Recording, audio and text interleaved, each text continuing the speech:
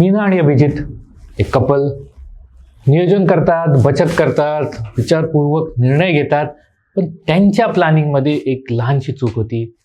ती कशी समोर आली ते पाहूया. एक महिन्यांपूर्वीची गोष्ट आहे.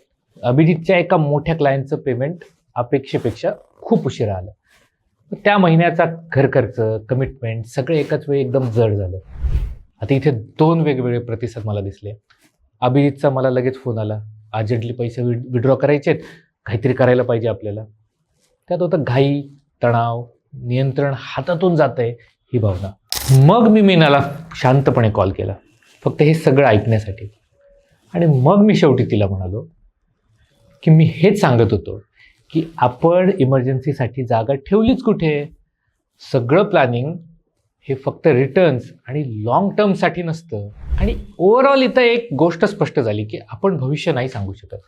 पेमेंट कधी येईल, मार्केट कसं वागेल, परिस्थिती कधी बदलेल, नाही सगळ्या गोष्टी आपल्याला प्रेडिक्ट करता येत. पण जेव्हा काही वेगळं होईल तेव्हा आपल्याला शांतपणे उभं राहता येईल अशी तयारी ही जेव्हा आपली असते तेव्हा ती खरी शहाणपणाची खूण.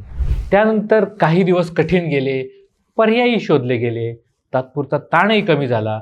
पण एक प्रश्न उरतोच ना, की मूळ समस्या ही पैशांची होती का, की त्यांच्या तयारीची होती. अनेक वेळा अडचण अचानक येत नाही, ती फक्त आपल्या तयारीची परीक्षा घेते. आणि त्या परीक्षेत घाईपेक्षा आपल्या इन्व्हेस्टमेंटचे जे स्ट्रक्चर आहे ते जास्त महत्त्वाचं ठरतं.